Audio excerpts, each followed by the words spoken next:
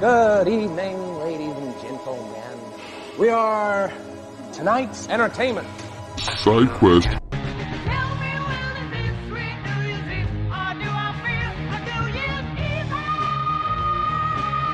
On the one night they were celebrating New Year's Eve, he was out, ending their life. I'm going to commit murder at midnight. Call me evil. Every New Year's Eve, the caller came out. Please. I'll do anything you want. We can even get it on if you want to. I won't make any kind of fuss. Cinephiles are on this other end of the spectrum. But I think a cinephile is more of a student of cinema. A movie lover is going to be less discriminating. Side quest. Drink some of this, Michael. Be one of us. Sometimes that is better. I've seen one too many. No. Don't you blame the movie! Side quest. I said, I'm not gonna hurt you. I'm just gonna bash your brains. Okay. Show me. Side quest. The podcast. You opened it. We came. It's just a podcast. We'll review your movie from every angle. Side quest. Hello and welcome, listeners, to it's been a little longer hiatus that we've had here again of SideQuest Podcast. I am one half of your hosting duo here once again of David Garrett Jr. from Journey with a Cinephile, a horror movie podcast, and I am joined once again by... It's your main man Jake from Dark Mariachi Studios, and I'm here representing Guitar Case Fully Reviews Podcast. Perfect. So then, since it's been a little bit of time here, I figured we could go ahead and just kind of give like a little bit of a recap of how things have been going. So I'll let you go ahead and how have things been going on your end? We had a lot going on this year already. That's fair. I'm trying to remember when was the last one we did. I think it was in the summertime, maybe. Yeah, I was actually telling you is that I'll get into a little bit more is that like I switched jobs like right after we recorded. It was Hell Night, I believe, with the last movie that we did. That one with Linda Blair. Yeah, that's true. Okay, yeah. Okay, so I'm trying to think. Well, I mentioned last time. I don't know if I mentioned my daughter's pregnant and she's gonna be having a baby this year. Congratulations. So that's coming up in May. We had just at the beginning of this year. Well, Christmas and everything was great. Thanksgiving was great, just to catch up on all that. But yeah, at the beginning of the year, we had a small fire in my bathroom.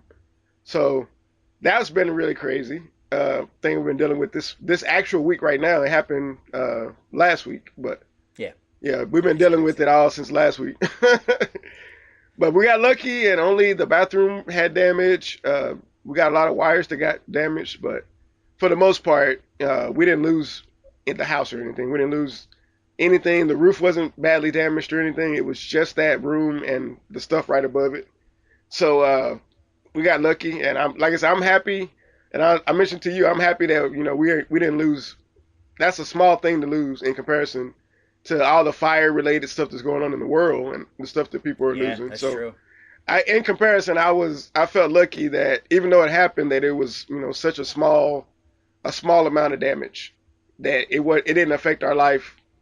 Like we didn't lose everything. It didn't affect our life in that way. So I'm excited about that, honestly. And I feel like when I was younger, I probably wouldn't have had that same mindset. But now that I'm older and I understand, like, you know what I'm saying? I understand better. Oh, no, for sure. Like, I'm definitely glad that you guys are all safe and, everybody was fine and everything. And I mean, yeah, I'm with you. Is that at this point in my life, if that's the worst thing that can happen, yeah, I'm going to be annoyed about it. But at least, like, I'm not having to do anything much more drastic outside of that. Yeah, the older you get, all you care is your family's safe and that everything's taken care of. That's the most important thing. The stuff doesn't really matter. And I'm glad it wasn't that much damage because I almost felt like my wife wanted to redo the bathroom. So I'm glad we don't have to redo it. All we had to do was just kind of clean it all out and, clean stuff up. But none of the actual room of the bathroom, nothing really got damaged except for the upper parts of the wall. So. Well, Well, that's definitely good to hear. Yeah, definitely happy that everybody's safe, and that's the worst that happened. But yeah, man. See, this year what I got going so far, and let's switch over to a little bit more positive. I do have the movie I released last year.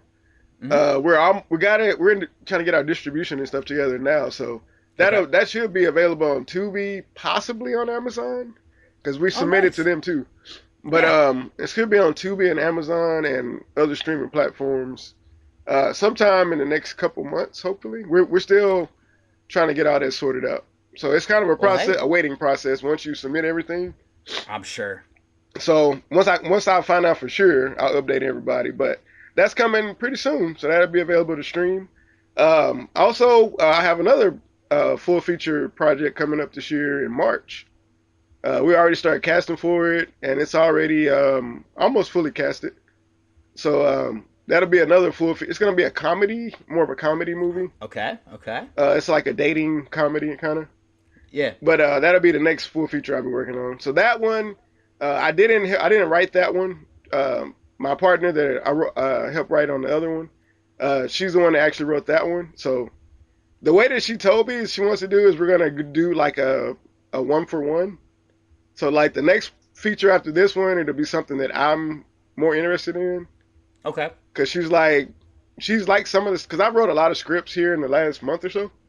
Just because I had a lot of downtime. I haven't had a ton of videos or anything going.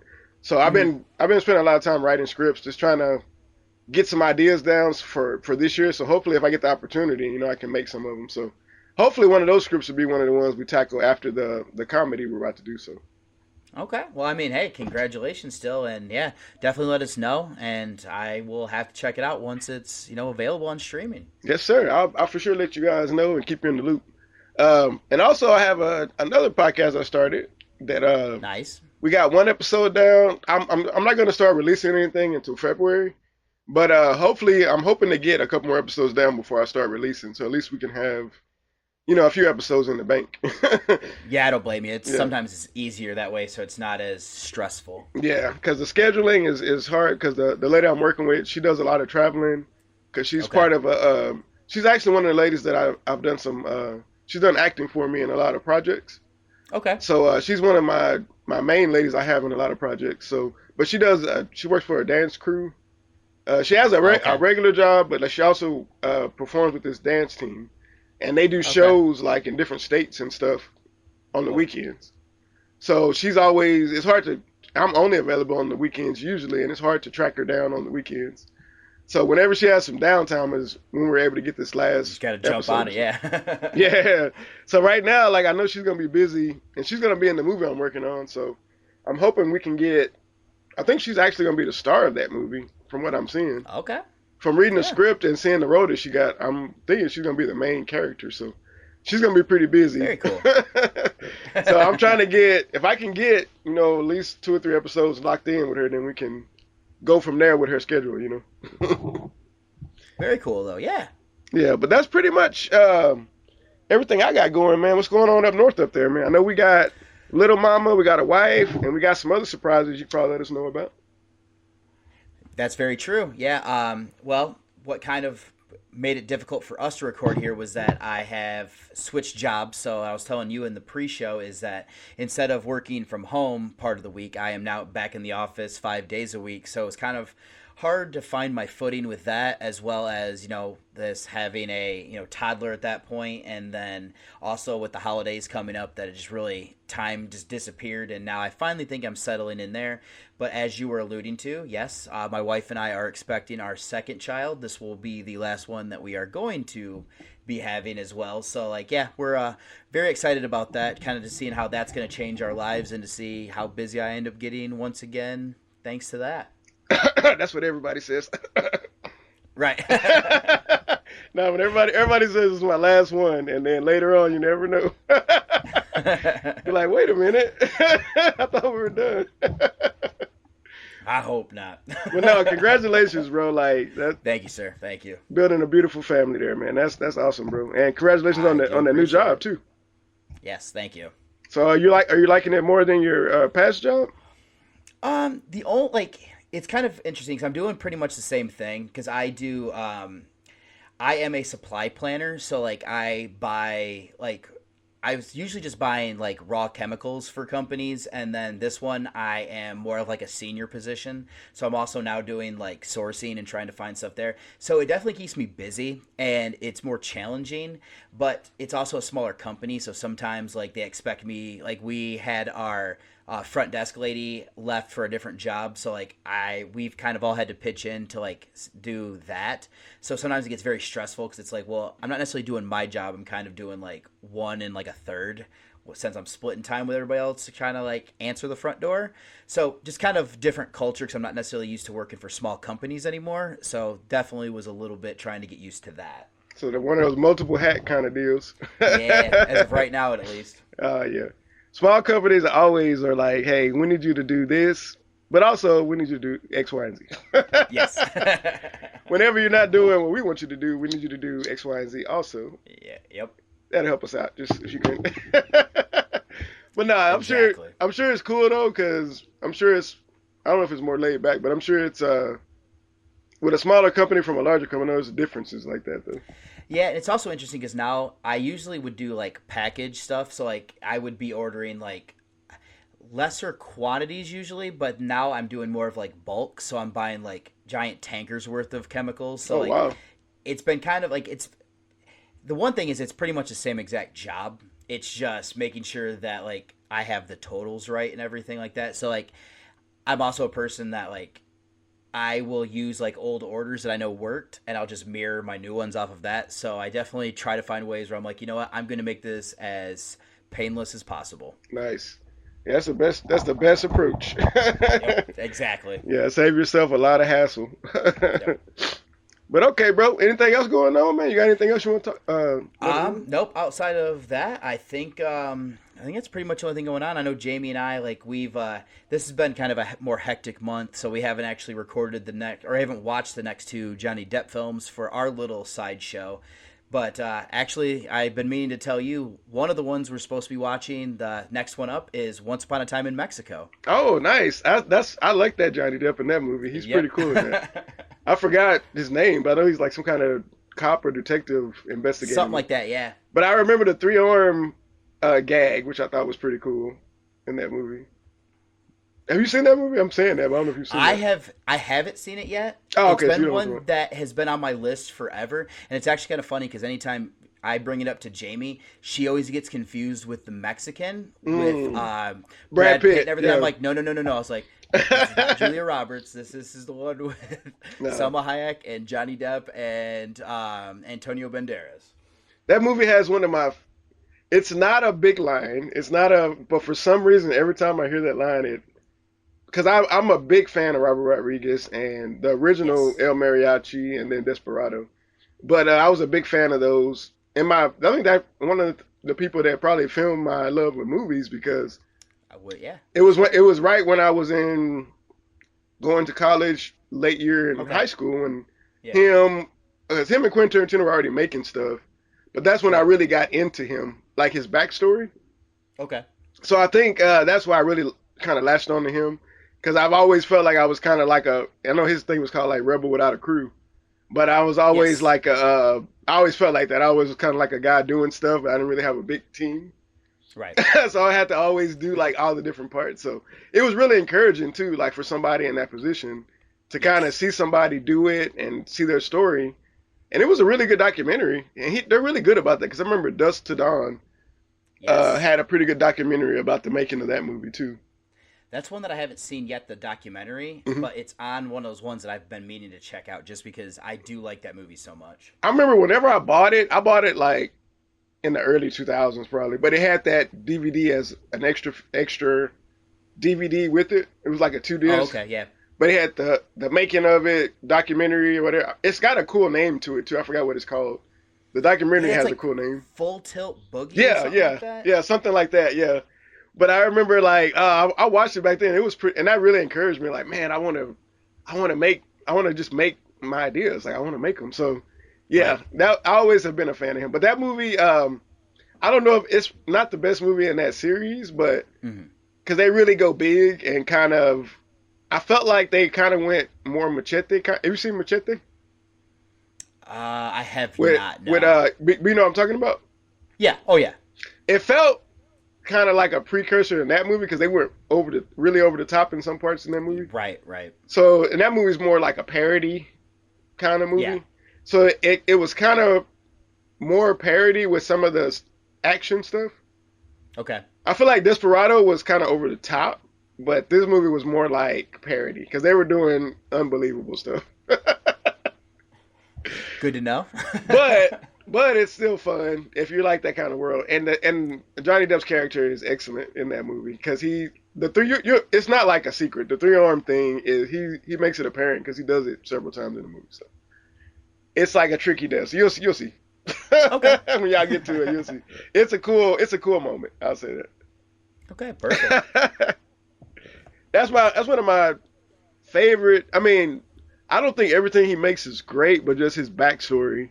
Yeah. And the way he started, he's one of my favorite because of that. I do appreciate that. I'm a big fan of especially because him and Tarantino are such kind of like film fans, and I just love how like they just kind of eventually just did it, and then I mean even more for Rodriguez because like you said, like he was doing more of just on his own without more of like the money behind it. Yeah. I saw a thing with Tarantino recently like that too, where he was on like Joe Rogan's podcast, I think. Okay. But it was him and the guy that he worked at the store with, and I didn't realize that guy became a director himself. I didn't realize know that. But the guy he was a partner with at the store, he made movies that I had seen too, like movies I had heard of, and I didn't know he made it. Got it. Like from the 90s. I got to think of the title. But anyways, they were on there talking about the full journey, like from being at the store and then like working with all these people that were talking to him about movies and then like knowing people that were writing at the time. And yeah. So they talked about the whole journey, and I was like, it was vastly different than Robert Rodriguez's journey, but it was similar, like you're saying, like from a film, somebody who loves it. Parallels, right. Somebody who loves it and then finds out that it's possible and then starts actually making the moves to try to do something with it. So, yeah, it's always a cool story to see like an origin of people. Right. Oh, for sure. Yeah. So yeah, but okay, let's get the origin of evil here. Okay, we can definitely do that. And as we had that great little segue there, the movie we are going to be covering here, since we are in January, is going to be New Year's Evil. So this is one that I'll kind of get into, like, if we have any history with these first, or I'll do that here in just a second, but this is from 1980. This was directed by Emmett Alston, who I believe actually also helped write the story, but the screenplay was written by Leonard Neubauer. This stars Roz Kelly, Kip Niven, and Chris Wallace, and this is a slasher horror thriller film that is from the United States. So this is one that I learned about through podcasts. I had never watched it, and it was one that I put on my list I knew I would check out at some point, but had you seen this one before, or did you know anything about this ahead of seeing it? This is a movie that I had, I think when I saw it, it was just on the streaming app somewhere, and I was seeing the cover art. I remember like putting it on, but it's been years back. But I remember putting it on, but never finishing it. So when I rewatched it this time, there was a couple scenes that I did remember, but I had no idea where it was going or anything like that. I didn't remember any of that.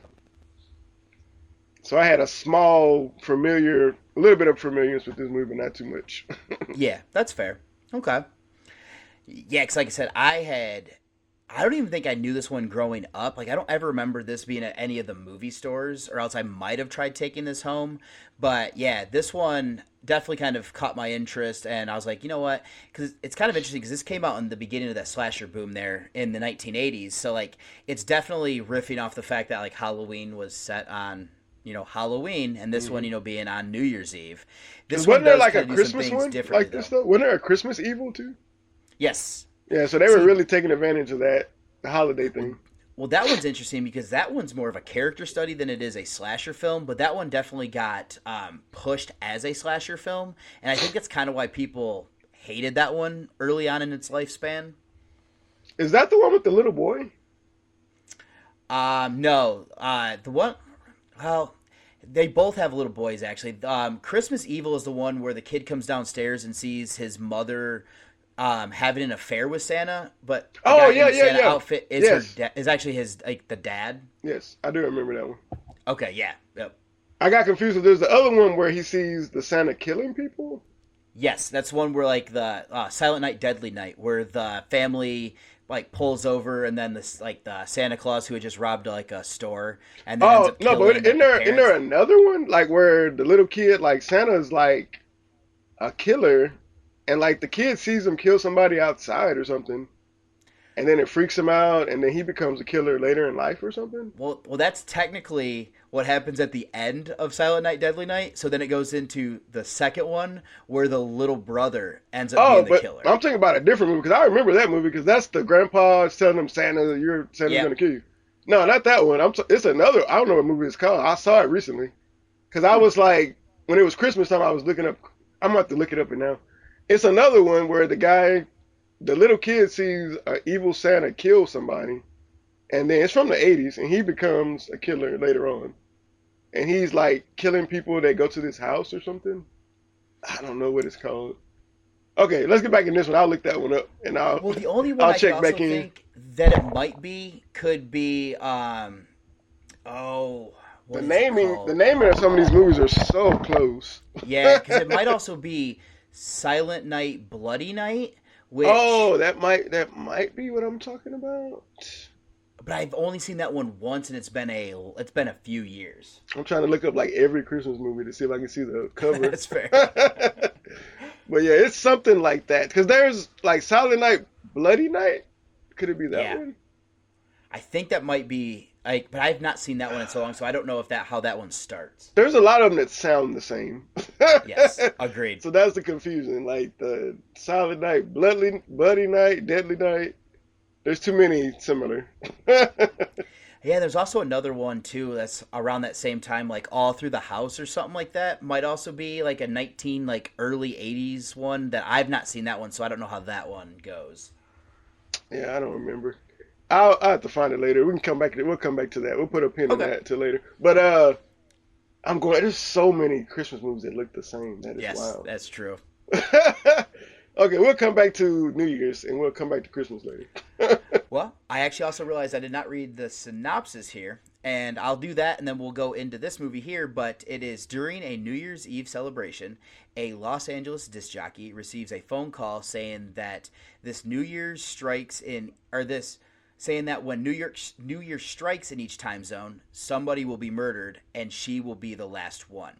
So from there, we actually start this off with kind of getting an idea about what's going to be happening here, as our main character is DJ Diane Sullivan, but she goes by the nickname of Blaze to her fans, and she hosts I guess like a new wave kind of punk show where they do almost like performances on it, and they also have phone lines so you can kind of call in, and we actually get to see, before the show actually starts, we see her. She's talking to her assistant, Yvonne, and her assistant relays to her that her husband of Richard, they cannot get a hold of him, and more than likely he is not going to be showing up to this performance or anything like that. And then I think also around this time is that her son shows up and kind of wants to tell her something about how he has gotten this part on a TV show, and she doesn't seem to have time for him. Okay. And I'm looking it up now, and I remember seeing that they said that the show that they're having is supposed to be mirrored after the show called The Midnight Special. Okay. Have you ever heard of that? I have not. Supposedly there was some kind of almost like I'm trying to think of what the equivalent would be now. I can remember like American Bandstand and stuff like that. It was something like that where music acts would come and there was a host and they would do a little comedy and different things. Yeah, because it does kind of seem like a variety show. It almost variety does seem show, like a variety show. Yeah. Well, it almost kind of seems like what you were saying there. Like it almost seems like American Bandstand mixed with like a Total Request Live, where people would like call in and like vote on things, and like sometimes you would be on the air. But like the weird thing here is just that like I don't know, like I don't envision the people that listen to this type of music calling into a show like this. No, I don't think so. The way they kind of set it up, like I get what they're trying to do, but yeah, we'll get to that as we're going through it. But there's some the way they kind of put it together is kind of weird. It feels weird because for sure. You want to go ahead and jump into Blaze because I feel like what I was talking to before. I don't think Blaze feels like any host I've ever seen on something like this.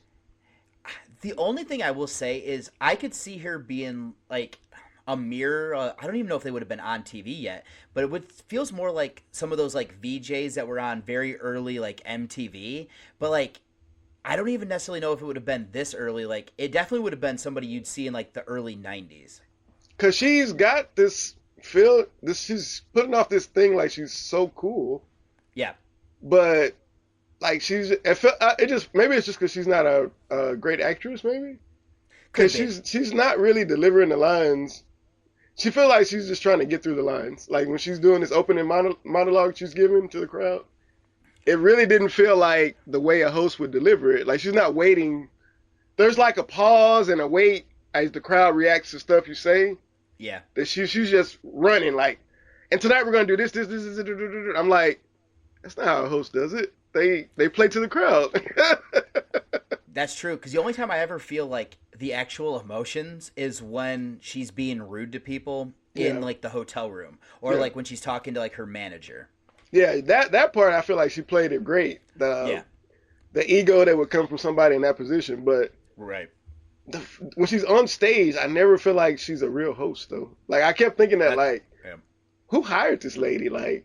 But not only that, but she's supposed to be one of like the top in the country. Yeah, she's supposed to be like.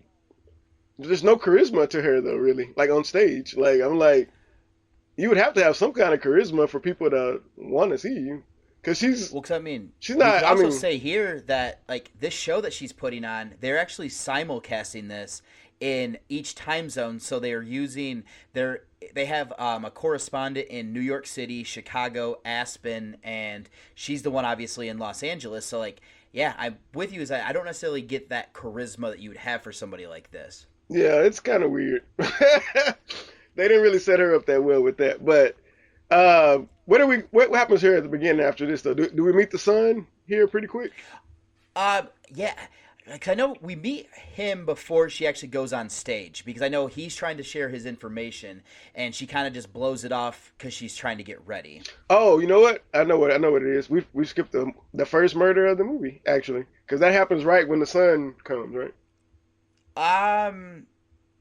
See, it's kind of cut between, because I feel like when it happens, when the son. You know what happens is that Yvonne leaves the room.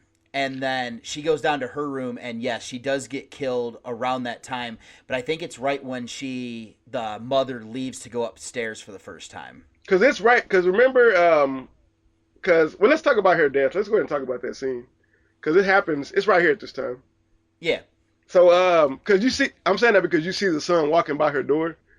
Because so she's getting ready. She's the assistant of Blaze. Yes. Right. So she's the one that's doing press releases. And I guess running errands and calling people. Doing more grunt work, yeah. Yeah. So she's calling for her after she's backstage with her manager. She's like, "Where's Yvonne? Where's Yvonne? I need X, Y, and Z." So she's supposedly in her room getting changed to come back up. Yes.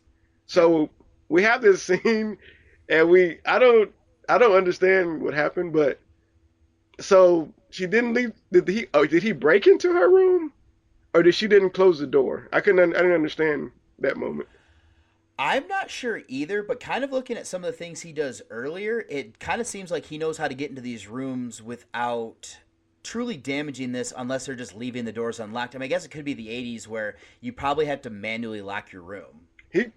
Knowing him, he probably could have went and got a key from the front desk and pretended like. Because he's very set up in what he's doing. Yeah, as we'll find out later, he's a master of disguise, so he probably just put on like a bellhop uniform. And I need the key to this room. Right. But anyways, it's a weird setup because her tub is dripping, so we get an extreme close up of her like turning the water off and then fixing her face. And then the door thing happens, and her reaction to me is weird because she walks out and she's like, "Who's there?" And I'm like, "You're in a locked hotel room. Nobody should be there." Right. I'd be like, "Get out of here. Who's in my room? Get out of my room." if it's not a maid or somebody, like, why are you in my room? And I mean, they should be announcing themselves. So if you're not being super loud, then you would have heard them. Yeah. But this is one of those weird things that happens just because they don't record audio live. That you could not get into a tub with that kind of thing hanging down without making any noise. I'm sorry. Yeah, that's fair. Yeah. Because even if he snuck in, like, and she's looking outside, because when she looks outside, that's when you see the son walking down the hallway the other way. So she thinks it's him bumping the door or something. I don't know. So Yeah, that's when she kind of relaxes. Right. And then that's when she goes back in. I guess, does he turn the tub back on again? He does Because it something starts that dripping definitely again? draws her back into the bathroom. So I think you might be right there. And then we get our first murder. He gets Yvonne, number one. Yep. Yeah. And I loved her hair because I love, in the 70s, like, black women used to put those beads in their hair. I always thought that was a cool look. So I did appreciate her hair. Was kind of authentic to the time. And I also kind of think it's interesting around here. Like, this movie will jump back and forth between, like, this, like, the show, or at least this hotel, and then shift back to, like, things that are happening. I did find it interesting that, I'm not sure when they actually show this, but around here is where they do make you think that the son could be potentially involved in this, because he does have a switchblade, and that is something that we'll keep seeing throughout this as being used. Oh, yeah, because at the beginning, they don't show who the killer is until later. Right. So, yeah, at this first part, I think that's an opportunity that they really wasted, because the son really could have been a good red herring. I mean, they kind of use him a little bit, because he also has that weird scene where he's, like, cutting, like, the red lace off of a dress and then putting it over his face. And then it looks like he's about ready to commit suicide with these, like, pills that he has. So I was kind of wondering what you're going to do with this, but I don't know. It kind of just uses that and then kind of gets away from it for long stretches. Yeah, and we'll get into it more, but this is one of those movies from a time period where, for some reason, we thought it was like we were trying to do a character study almost with our killer, so we would show them earlier in the movie, which takes away some of the menace. Not all the way, but it kind of, when you spend too much time with somebody, they become more normal to me and not as weird. So it always takes away from the fear for me of the Well, that's the something person. I was actually I'll bring up a little bit later too, because I think you're dead on with something there. And this one's kind of interesting, is that when I was writing, like, my review for this one, it almost feels like they're borrowing from the fact in Halloween that the killer from the beginning is Michael Myers, except in this one, like, he's not masked, so you see who the killer is, you just don't know what his name is, because you just know him by evil at this point. Yeah. Which is interesting enough. But let's get to that one with the son, because that is going to come into play later. So the son comes to visit his mom, and he wants to tell her that he got a part in some kind of production. Yeah, it's a TV show, and he got the starring role, and he's excited to tell her. He even brought her flowers, and he's even this, I don't know what you call this. He's wearing. Is this I've heard. It looks like Beverly Hillbillies. Like, I don't know if you've ever seen that movie. I know what the you're movie talking version. about. But whenever, like, he's getting married, the Beverly Hillbillies guy wears this. He wears, like, jeans and boots with a tuxedo with tails jacket. Yeah. It's an he's got a interesting weird look. outfit. It's an interesting look. It takes a lot of confidence to do that. Yeah. So maybe that's how he got the role. I don't know. But but anyways, like, looks like he's so excited to tell her, and she's just like, "Oh, well, I got something to do. Just we'll talk about it later." And he's like, "But Mom, I just came to. We'll talk about it later. I'm busy. I got to get ready.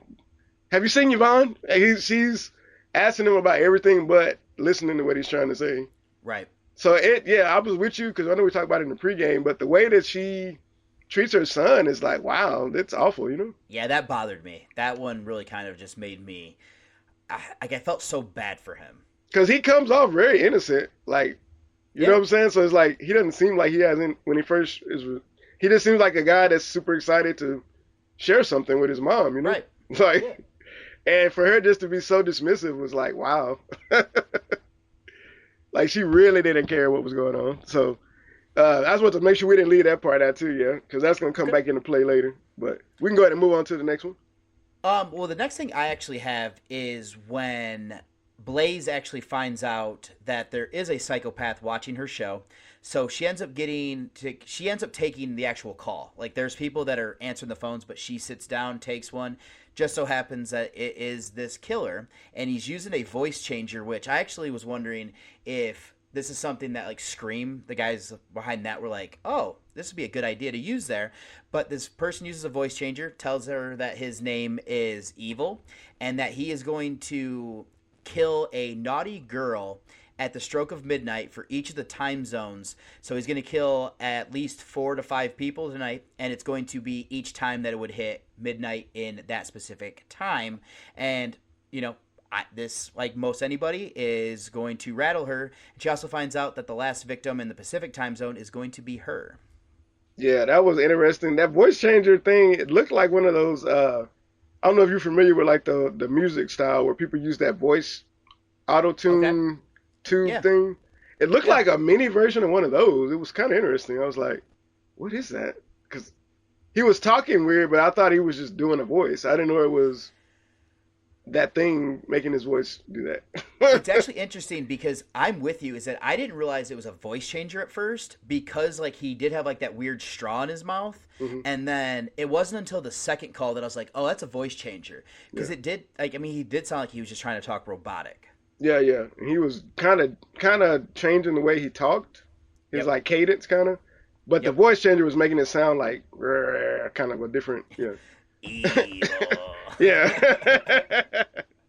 But I was like, I kept thinking he was going to bust into a song, because at that time it would have been like Computer Love and all those kind of songs that had that little where they do the voice with. I was waiting for him to start. I thought he was going to have some sound to it, but no, that was that's a good setup, I guess, to get us started. Like at that point, I'm like, okay, I'm interested. See where we go from here. Mm-hmm.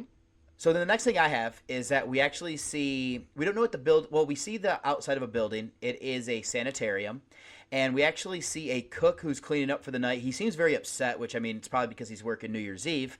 And we see him like go outside to throw some trash away, and we see this character run into this mental hospital. It is in here that, as we were saying, our master of disguise poses as a doctor, where he ends up meeting a nurse who is named Miss Jane. Now, she's originally in with some of the patients and everything, and she decides to, I don't know what she was going to get, but she definitely leaves the room and ends up running into our character and agrees to go into a remote room with him for a drink of champagne.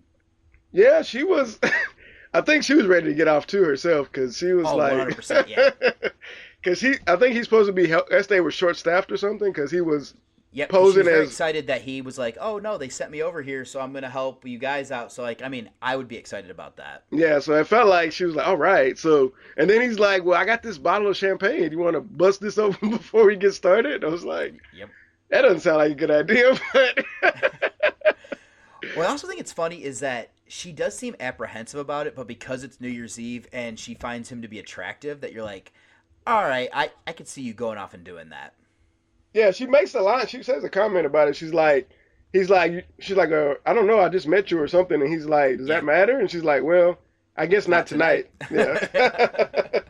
So they go right to I guess an empty room somewhere and just kind of start making out and stuff. And then we start hearing, I guess he turns on the radio, or is that supposed to be diegetic? Yes. He definitely turns on the radio, because you hear the countdown beginning. That station with the show on it. Yeah, because they start like in the 50s, and you hear the countdown for that time zone beginning for the New Year's. Right before we get what's about to happen right here. So this is our second kill? Yes, it is. So this one, Nurse Jane is stabbed in the neck and chest at least 5 times with a switchblade. And it seems random, because the first killing wasn't random. Well, we'll find out it wasn't random, but this one, right, the person he picked felt random, I guess. I think that's his whole plan, is that his goal is just to find somebody. Now, we will find out that this specific location is important, not necessarily the victim. Yeah, and that's something because I know I told you about that. When we first start here, for some reason, the way I don't know if it was just the background or like the transition shots they were doing from different shots, but I just felt like we were in different places. not the same city sometimes. Yeah, because we both kind of got confused at this because I had originally thought that he was going to be killing people in each of the time zones and then make his way to LA. And I didn't realize that he's just operating in Los Angeles and he's just going to be doing it in unison with those. So he's pretty much going to kill everybody on the hour. I literally stopped the movie and Googled, can you make it to each timeline to celebrate New Year's? Just like an hour, yeah. Time zone. And it was like, you can, but you have to be on a plane. And supposedly there's some kind of plane that flies that does that on purpose. Like they fly across the country on New Year's. Oh. It's like so a it's special not even landing, so you really just have to like be at cruising altitude. Yeah, pretty much. And then they leave so that they can hit each time zone during the whatever. So that would actually make it cool, like if you. And you only make it. You can only make it to 3. You can't even make it to all like, 4. Yeah, it's just like you can make it to 3. I was gonna say that would actually make it a cool like if you're gonna do like a different variation on Terror Train where you're on an airplane where you have enough people, but the only problem there is like it'd be hard to kill without people noticing and hide the bodies. I almost wanted this movie to be like a similar thing, like he was actually at the party. And he was killing random people at the party and people were disappearing. I almost felt like that would have been a cool way to do it too, but I don't know. I feel like that would have, because then he could be there the whole time. I don't know. Right. But I don't know if that would have been better with the way they end up doing this movie, with the connections they set up. I don't know if because she would have been noticed. Yeah, for sure. But or maybe it would have just been like that other movie, Trap. Maybe it would have turned into Trap if we did that. This could have been the one that they were, remaking from. Who knows? Because that actually would sound like Trap. Now that I'm thinking about it, like a concert and the killers in the concert. Yeah. So yeah, maybe not. But okay, yeah. So but he takes her out, and with the switchblade, right? Yes. Yep. And actually, it's here that he records the killing. I did want to include that because then immediately after he does call back into the show, and it's here that really Blaze is nervous, but this makes her even more nervous. So we actually end up having the police are alerted, and they have extra people here. And actually, I realize now looking at my notes, this is where I was wondering if the son was the one who killed Yvonne, because this is where he starts doing that weird thing with like the lace and destroying the flowers he bought. He puts it on like a weird mask almost. Yeah, super creepy like. Yeah, that was weird. Because the things that are happening are because they're showing cuts of him, the son, going through some kind of problem. Yep. Where he's trying to, like, he's talking about mental health or like he's losing his mental state or something. I don't know. But then they also show like this, and they're gonna tell us why later because this is the facility where he killed the lady. But they showing that facility earlier, and I was like, why are we seeing these people again? Yeah. But then we find out that's why later that he went there. But I kept wondering, like, the shots they show, like the B-roll shots, sometimes you could tell it feels like just random shots too. Well, I also started to wonder here if, like, I knew he couldn't be the killer, like, because he's obviously there and the killings were happening elsewhere. It was here that I was like, maybe he's at least involved. And then it's actually kind of funny what you're saying there is that looking back, if I would have realized something even earlier on, I probably would have been like, oh, he could be part of this. And it's just kind of funny how like I got away from him being the killer, or at least I was also wondering if they were going to do like, well, who killed Yvonne then? And that's where they're going to be like, oh, the kid's a psychopath. And this is why he's like, so mad and everything. So, but I mean, we'll get back to that here later. So is there anything else you wanted to do before we kind of get to the next build up? No, we can go ahead and jump into it. Okay. Well, the next one we get to see here is Evil prepping his next disguise. And he goes is this the mustache? Yeah, the mustache. I love this one. This is my favorite disguise. But this is one where he ends up going to a bar and he picks up who he thinks he's picking up one woman. But he ends up getting her to come with him to, I think it's Eric Estrada's house for a party. Yeah, that's where it's supposed to be going. which is hilarious. And her friend comes with her, which I'll actually say that's realistic. If a woman who just met this guy wouldn't have her friend come along, I would think something's up. Yeah, that was a good thing to add in for sure. But I thought it was interesting because I think, you know what, thinking about it, he's actually convincing in all these roles he portrays. Because when he was the medical guy, he was convincing enough as a medical guy. He looked like he could be a medical guy, sure. Yeah. And then now with his mustache, and he's, oh yeah, these Hollywood types, they're in a lot of trouble, and he seems like really like he would be that guy he's portraying. So he's, and you know what else I'm thinking about now? Like he's got the amount of money it would take to get all these, the costuming, the recorder, the mouth, the voice changer, like that can't be that cheap back then, right? I mean, the voice changer and the recorder probably alone would set you back like prices back then, to at least $1,000. Back then, money, and but he's driving a Mercedes, so she's making good money, Blaze. Oh yeah, for him to be able to buy all this stuff. I'm thinking about that now because now I hope I didn't spoil it without I just said, but from 1980, we'll get to that. But. That's fair, yeah. But yeah, like he's got a lot of stuff. But yeah, the mustache, this is my favorite one, and I like. So you want to go ahead and jump into the car ride?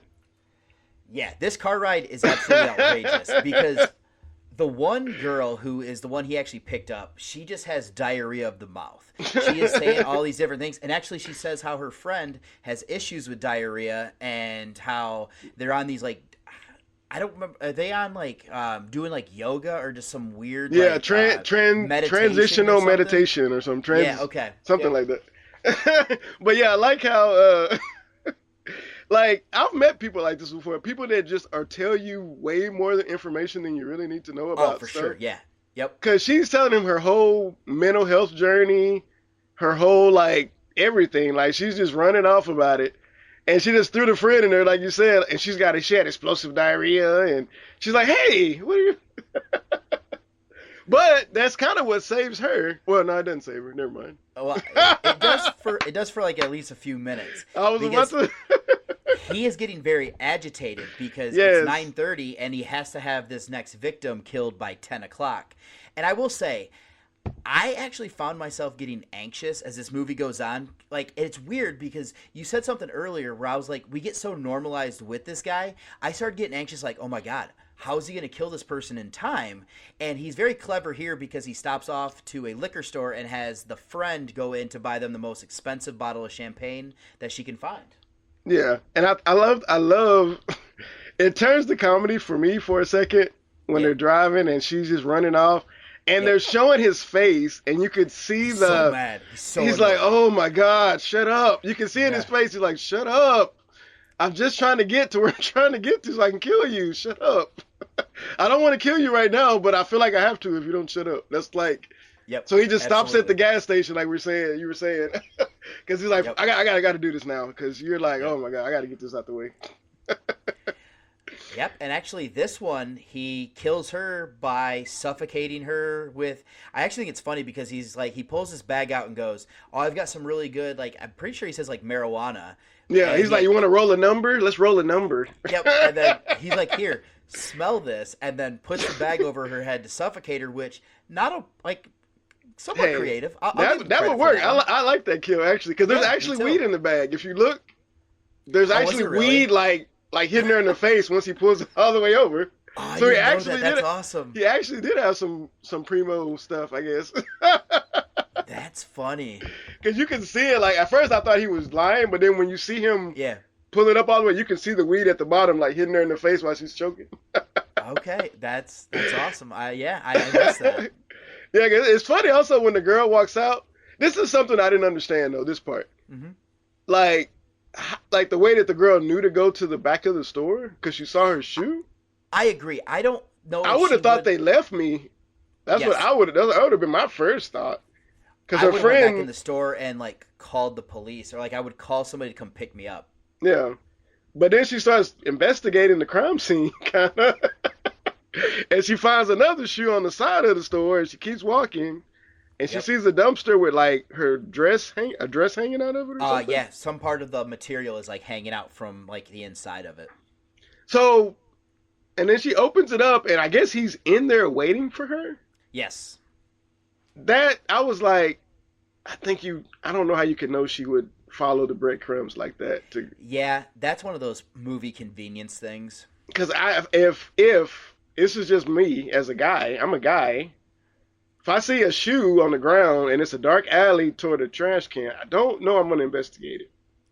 I think I'm going to call somebody that's a professional to investigate it, but I don't know if that's my level of expertise.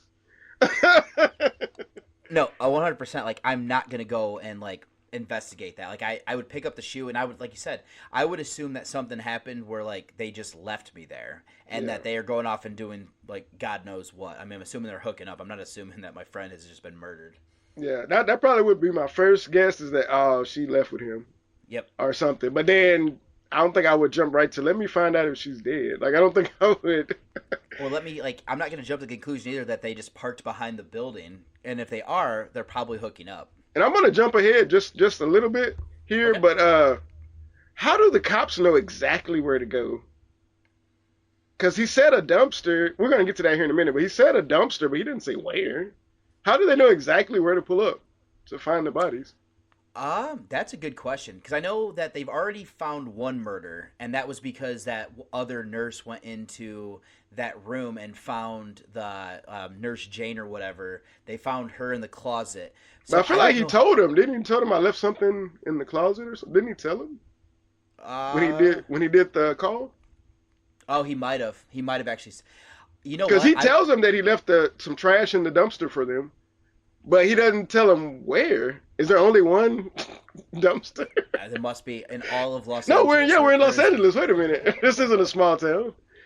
So I was confused. Like, it feels like after that moment, and then he calls it in and plays the tape, and then they just pull up to the dumpster. He must give more information than what we're privy to, because you're right. Like, how do they know? Because they just pull up right at that. I mean, it's a dumpster behind a random liquor store. Like, how would you? Right. And I really thought the liquor store guy was going to be behind the building, like, hey, I found this when I was throwing trash out. And he called him. That's what I thought happened. Or at least if you're going to not do that, like, that's actually a pretty good one, having them, like, just throw away trash and then find it. The other thing you could also do there would be, like, because, I mean, they're loud as hell. Like, you could have somebody, like, walking by and then, like, they run off and call the cops. Because nobody hears anything, and it's kind of loud. Not until here in a little bit. Yeah, I was like, why come nobody knows what's going on? Like, nobody's outside. Like, they're the only people here. Like, that, I don't know. Like, you're in LA, I don't buy that. Even in the 80s, I don't know. I don't know if it was. No, because when they showed us the B-roll of LA at the beginning, it's bustling. Yeah. There's cars lined up. There's people everywhere. Like, where'd everybody go? Yeah, because they all went inside. Of them running down that, like, driving on that main strip.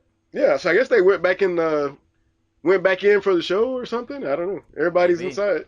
Must have been. But anyways, let's go back into it. So the cops got 2 more bodies here. Yep, and then I know around here is when we cut back to the show, and, like, Blaze keeps now talking to the detective who is assigned to help her. And so they're trying to figure out who it is. I know they also try to tell her, like, the Black Christmas line where it's like, you need to keep the guy on the phone so we can trace the call. I don't know how you're going to be able to trace these calls, only because, like, for one thing, he's really got, like, a quick thing that he's saying. He's not really listening to her and staying on the line, and you're going to trace it to a payphone anyways. I mean, not that they know that, but, like, it's a random payphone, too. A little bit too convenient. Yeah, it's a random payphone, too, because it's just, Yeah, he keeps using different ones for sure. Yeah, so it's like I don't know how sophisticated tracing was at that point in time. So I don't think, like you're saying, I don't believe they could trace him. Agreed, because I know 6 years prior to this would have been Black Christmas, where that guy literally is running around the, like, back part of the phone company, and he has to wait until he finds where, like, certain things are moving to even find where the calls are coming from in that movie. Yeah, so I don't know about that. Do you know what else I thought about with this guy? What's that? This detective guy, he is really, like, crazy, kind of. Like, he seems like he, at first, like, so when they first come on the scene, he seems, like, agitated that they have to be there, almost. Like, he tells her, like, you guys are mad at us, and this is a problem that you created, and all that kind of stuff. I'm like, he's what's very your deal? Annoyed by the fact, because of, like, the clientele at this party, that he's like, well, what do you expect? These are the type of people. And then it's not until, like, more deaths have been found that he finally starts. And then you're right. Then he starts to seem like he's almost going crazy. Yeah. And I told you later, like he's gonna transform into another movie character later in this movie. The way he looks, yeah. he gets more and more like as the murders build, he gets more and more like she starts transforming his physical appearance. We'll get into that. Yep. But okay, so where we at now? What's next? The next thing I have is now our character Evil is now disguised as a priest.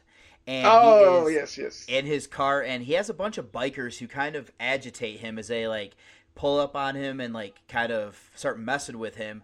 And then he ends up getting everything kind of messed up here is that he crashes into one of them, tries to get away, and hides in a drive-in. But they also follow him inside this drive-in.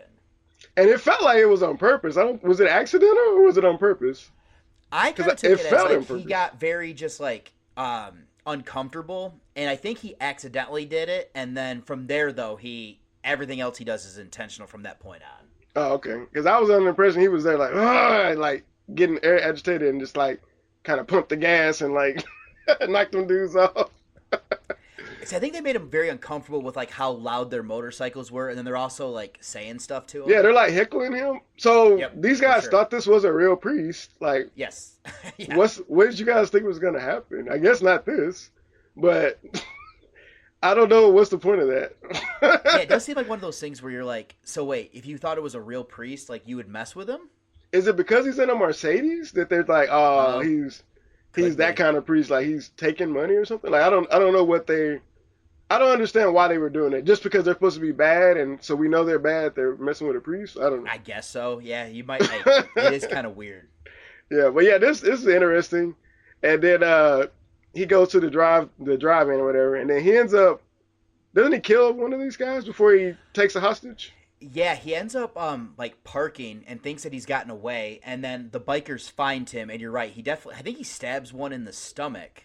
Mm-hmm. And then this is where he ends up going over to another car that they're hooking up in the back seat. He ends up kicking the boyfriend out of the car and flees with the girlfriend in the back seat. Yeah, Grand Theft Auto style. He just kind of yanks him out. Absolutely, yep.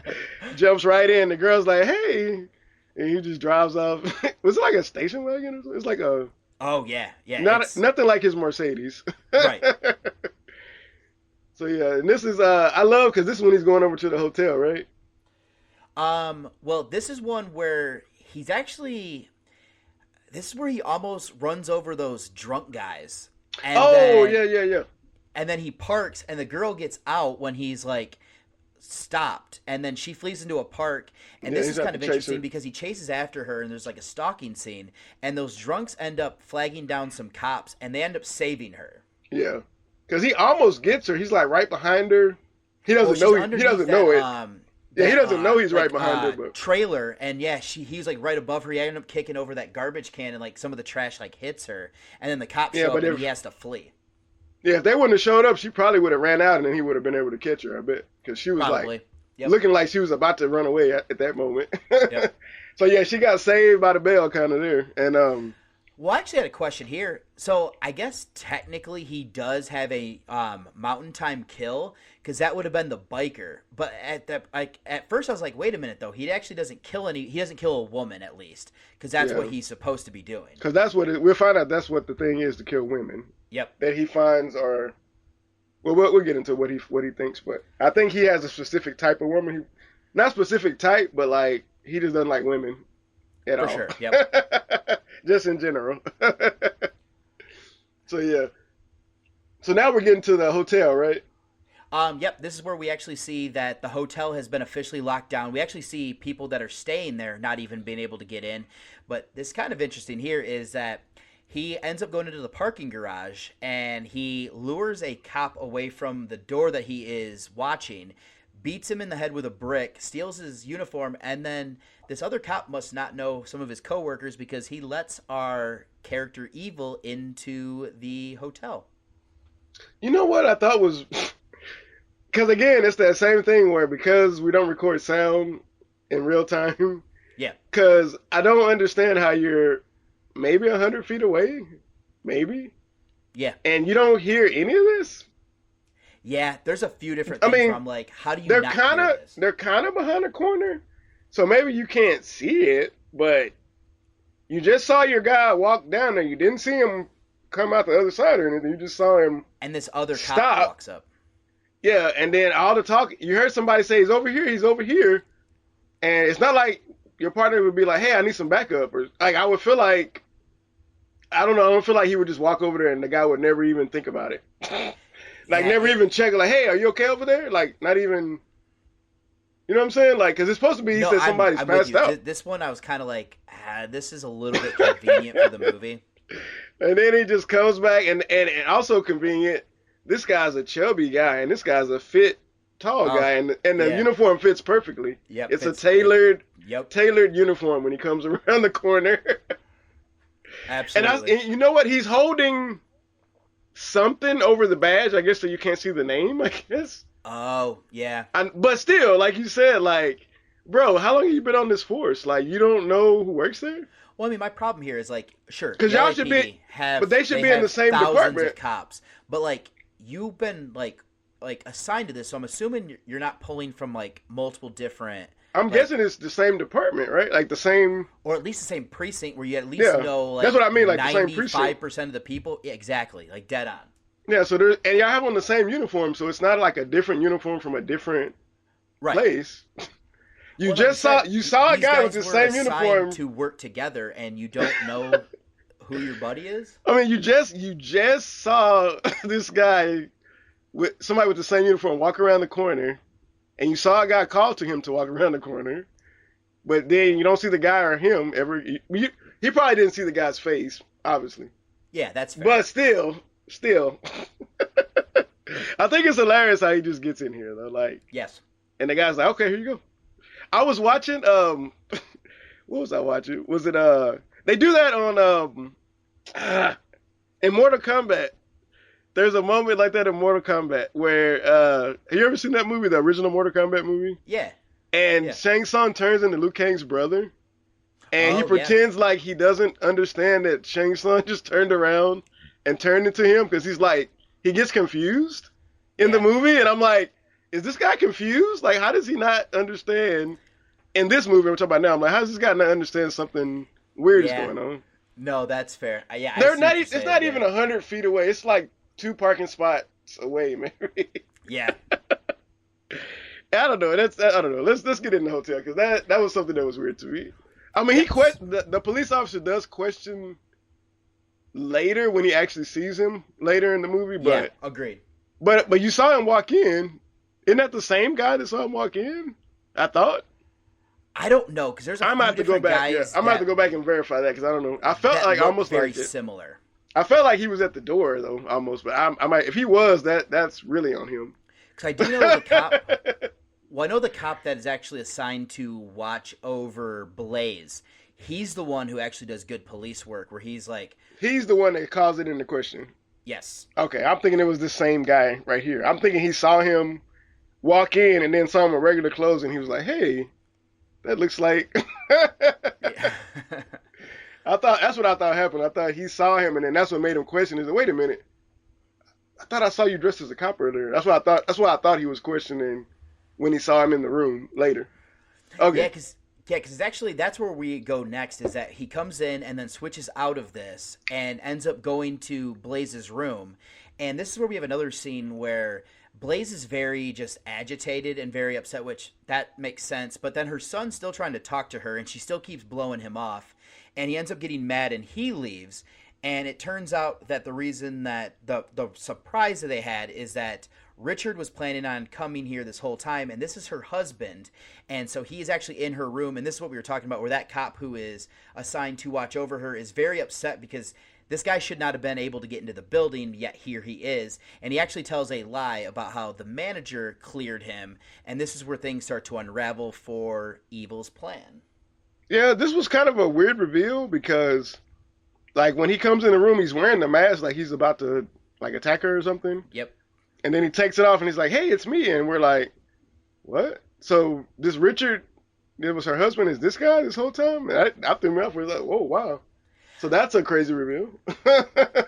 I will say, it was right before he got into the building. I was like, I bet this has been her husband this whole time. Because I was trying to do the typical slasher thing about, like, who haven't we seen and who could be the killer. So I was like, well, it's probably not going to be like a Friday the 13th where we know that, like, well, that killer was somebody that we never got to meet throughout the whole movie, and then they just introduce a new killer or a new character who is the killer. So I was like, I bet it's the husband. And then they reveal it here, and that's kind of what I was alluding to earlier, is that the son has some weird, like, looks at people, and I was like, oh, that would actually have made an interesting thing here if they were, like, working together on doing this. But at this point, they're not. The son's just very bummed. And I will give Evil credit here, though, is that he does get this cop to go away, so he is setting up where he can attack his wife here soon. Yeah, he set us up. You know what? I never even thought that her husband was a real person. I thought he was just like a mentioned character. Oh, just so like, oh, Richard's not going to show up, and that's how they can, like, yeah. Yeah, I always assumed, like, for some reason, in my mind, this guy was like the son's therapist or something. I don't know. Okay. I thought this guy was related to the son in a different way. Okay. And he was getting revenge for some reason against her. I don't know why I thought that, but I thought. Well, I mean, the son. We'll see. The son comes into play again later here in a minute. But I thought there was something with him and the son. Well, there is their father and son, but I thought it was something else going on to where he was doing this for him or something. That's what I thought. Yeah. Because I was like, why is he being? They keep showing him, in distraught. So I'm like, why is he so sad? And I'm thinking something's going on with him. And I thought it was that guy was fixing the problem, or maybe he knew that guy was doing this or something. That's why he was sad. Like, in my mind, that's where I was going before this reveal happened. Yeah.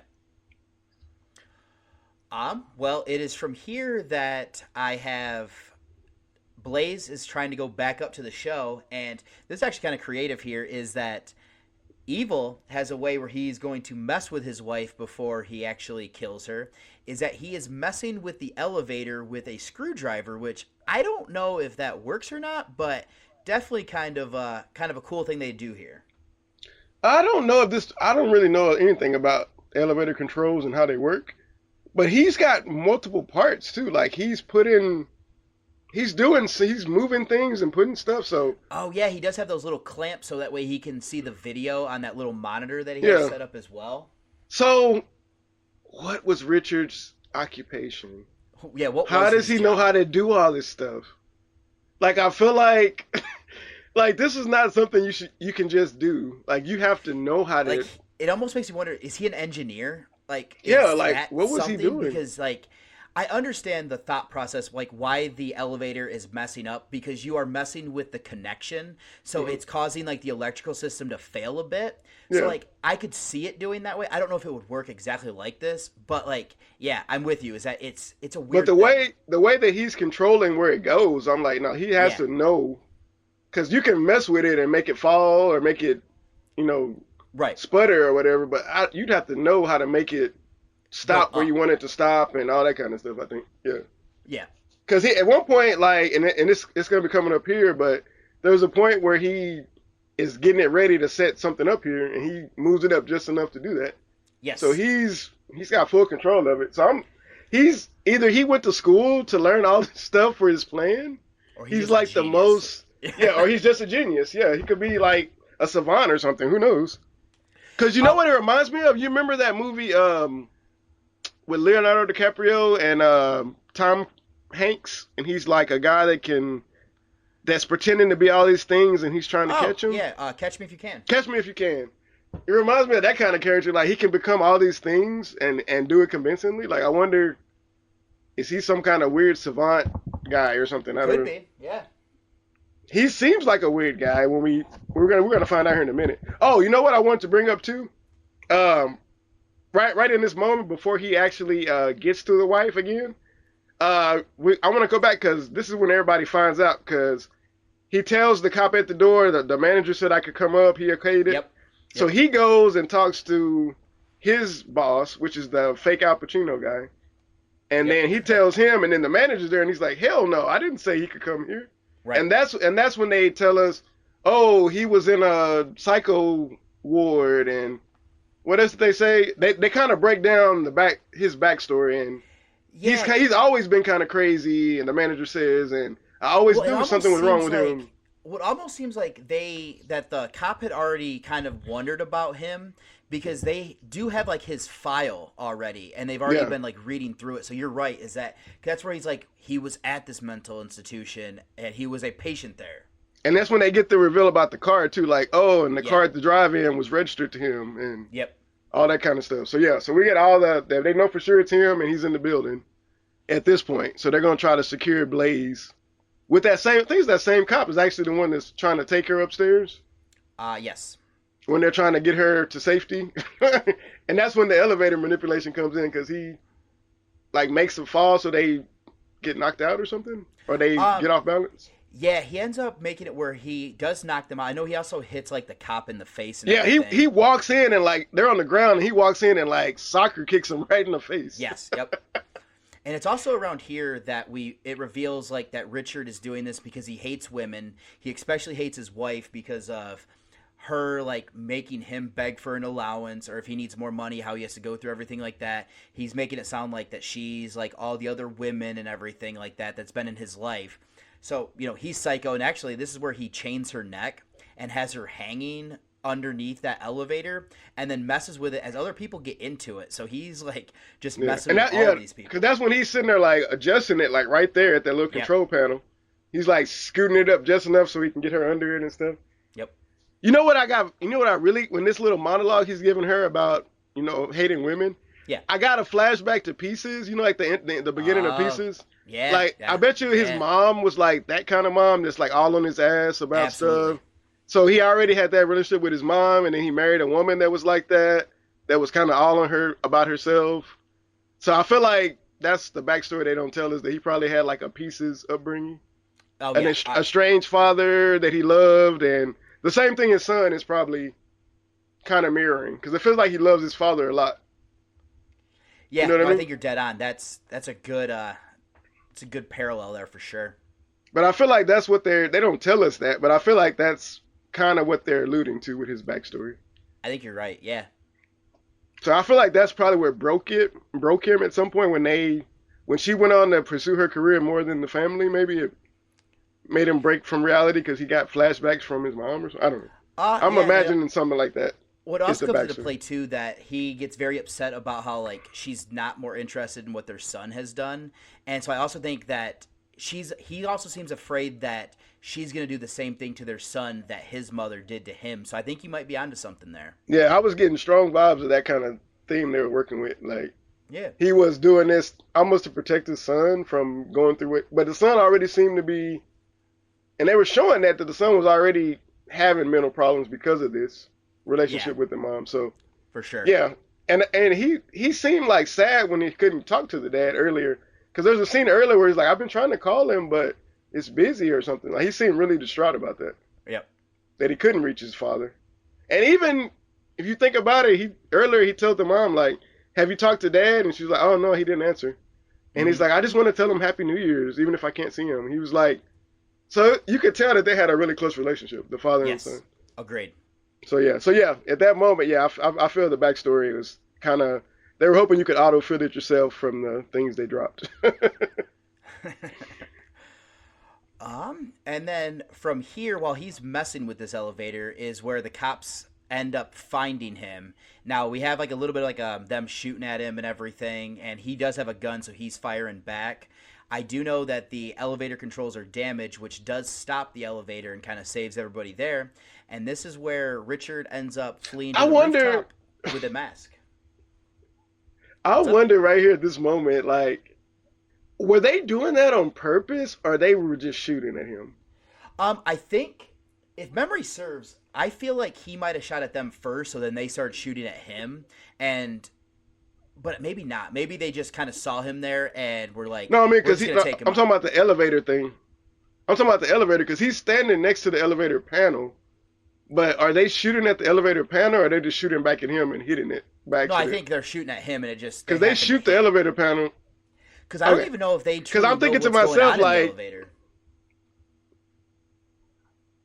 okay, because in my mind I was thinking like, okay, they can't just shoot the elevator panel, because what if it just destroys it and it just free falls? Yeah, no, I was thinking that to myself, like, what if that made it free fall instead of stopping it. I think that's more of 'Cause just I feel like it plot makes it stop. convenience, and it just so happens they hit it and then it works.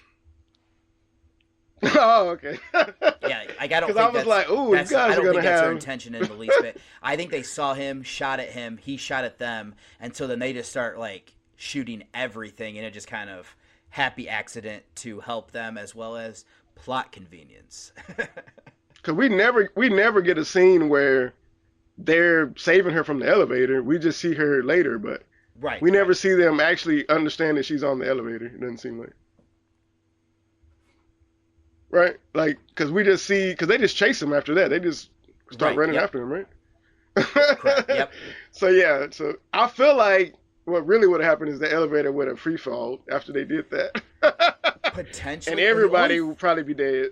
Everybody on the elevator and the lady would probably be dead. Well, see, I don't know. Like, I don't know if there's like a complete malfunction like that. I don't know if like the brakes would just turn on. I feel like if you're shooting that, you could be stopping the brakes from functioning too. Depending on what connections get disconnected. I don't know. I don't know, like, yeah, I mean, possibly. I don't know if they also have, like, a fail-safe where if, like, the power goes out, that instead of, like, everything just, like, clicking, if it kind of just, like, automatically some of those stops things it. where, like, they'll do, like, a shutdown thing. Yeah, that's possible. But for in my mind, I'm thinking it's 1980. I'm feeling like this thing is just gonna fall.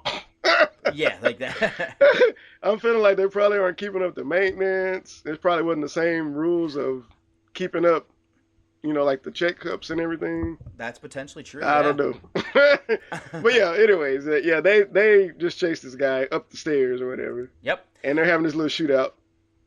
And then he actually goes up to the roof where he has his mask on now.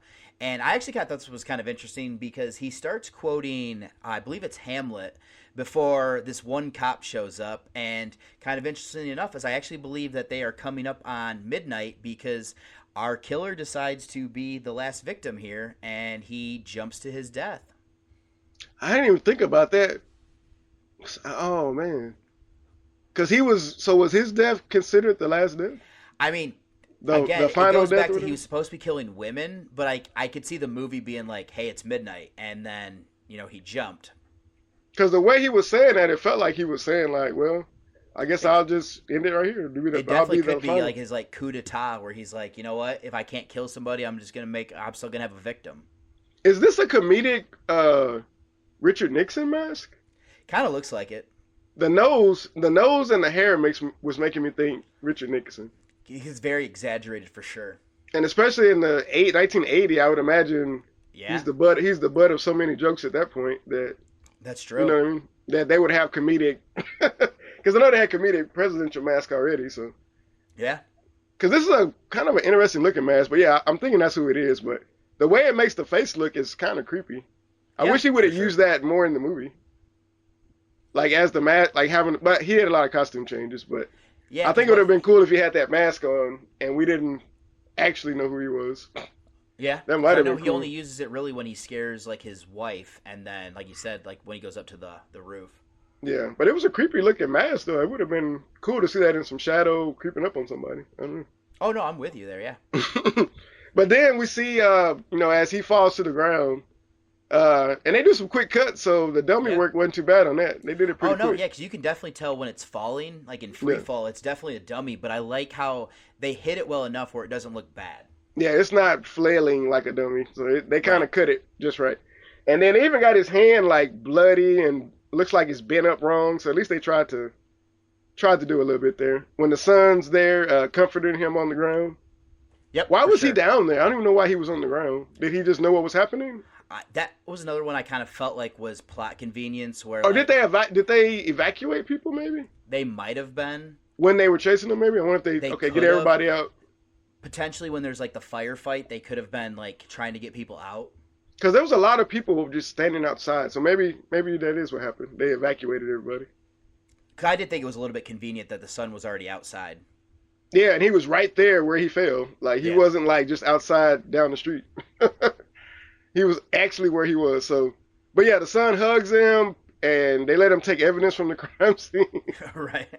No, I guess nobody cares this guy's dead because they just here come with us. They just take the son away a little bit away from their body, but he just grabbed evidence and just walked away. Yep. And then we see Blaze just coming out. We don't see what happened. We just see her on a stretcher, right?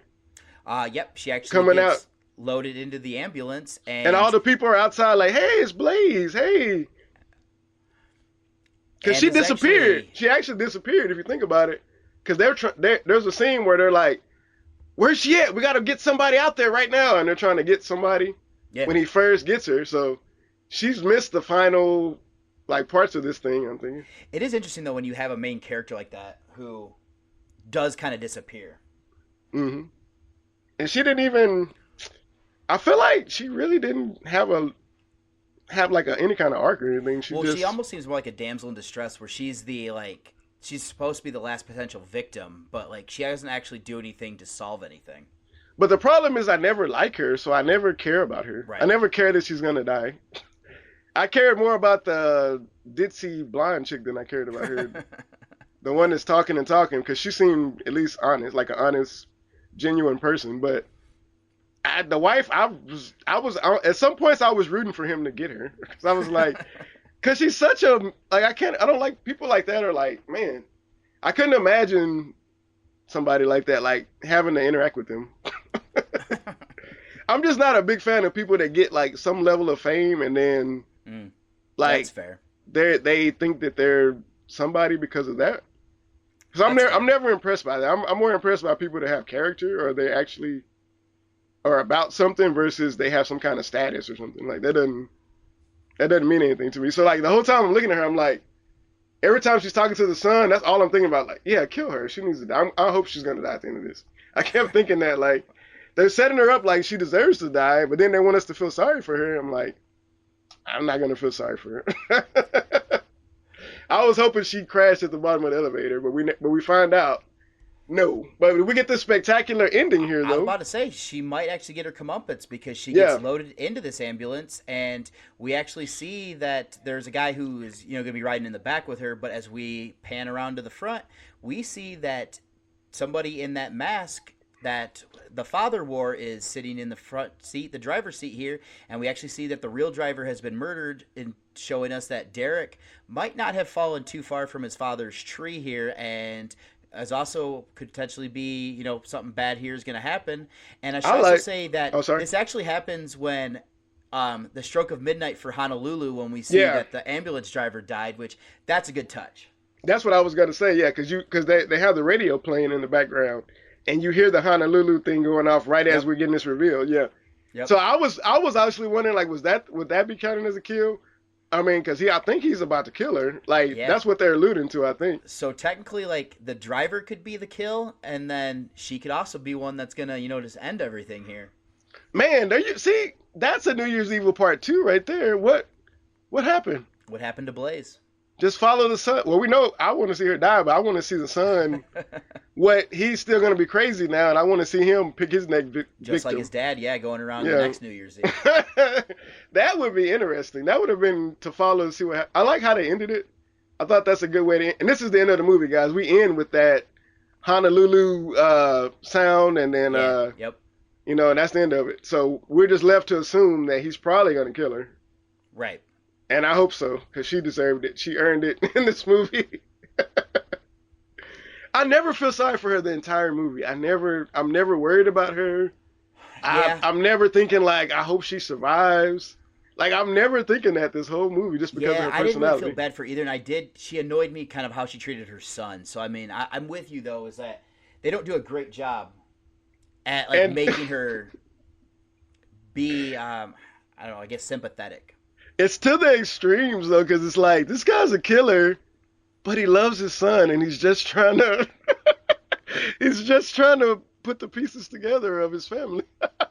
That's true. It sounds bad saying that I felt more connection with him than her, but yeah, I mean, he had at least a nice side to him.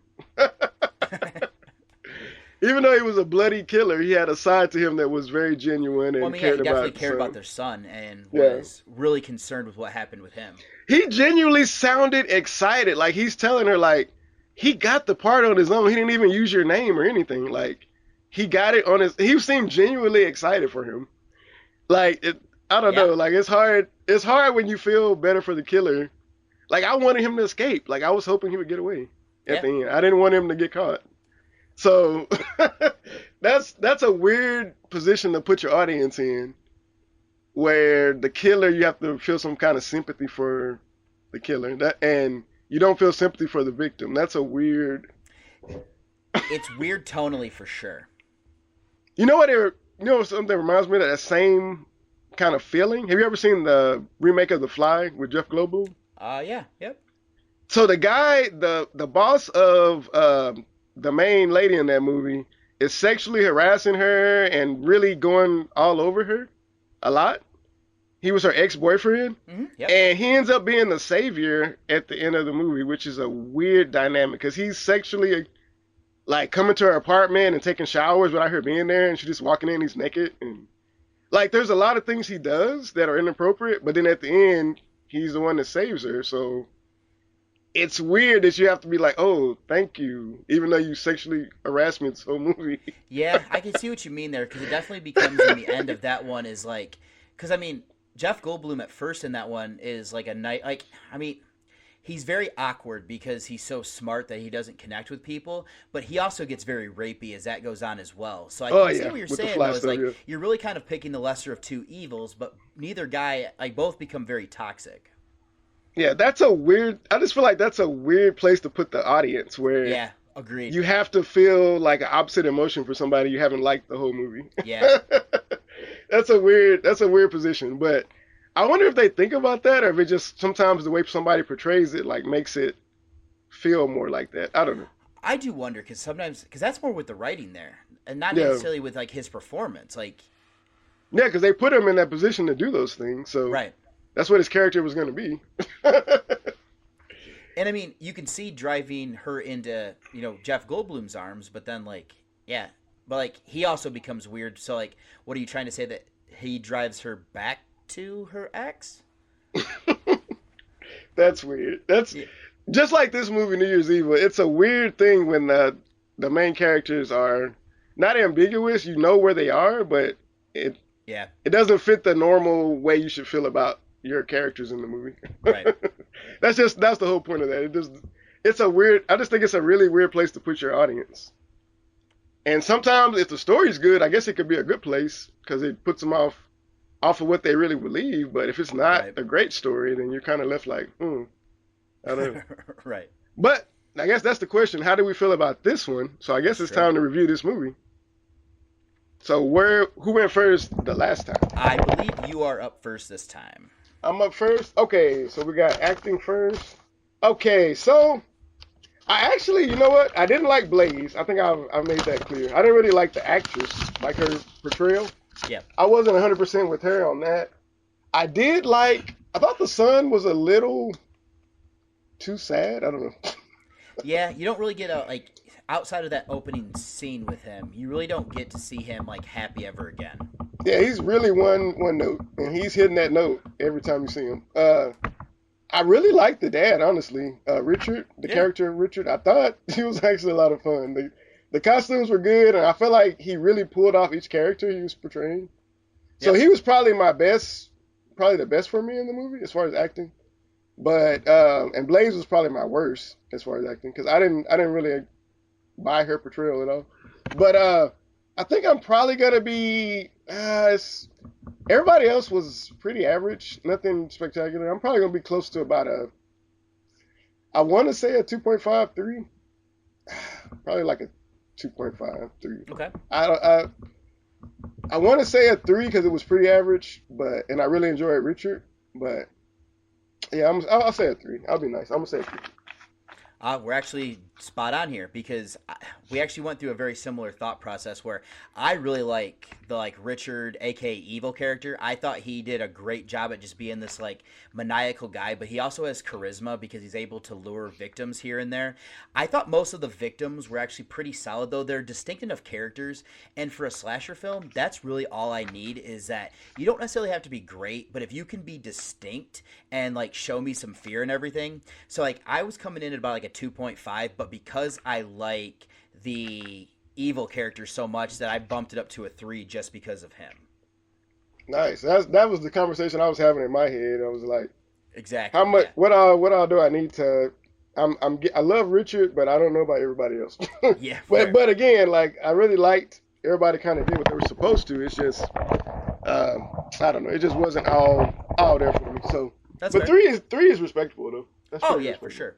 For this kind of movie, especially. But okay, we're going to cinema look at a film. Now we did get a really clean copy of this movie Yes. on Prime, so I thought it looked pretty good. I was pretty happy with how they shot it.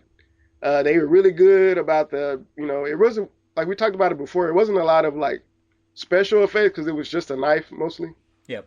So I mean, it was just camera cuts and So, but I think they did a great job with that stuff. Like they get you in and out pretty quick, and they get a little blood on there after the point. So, I'm probably gonna be about a 3.5 on that. Okay.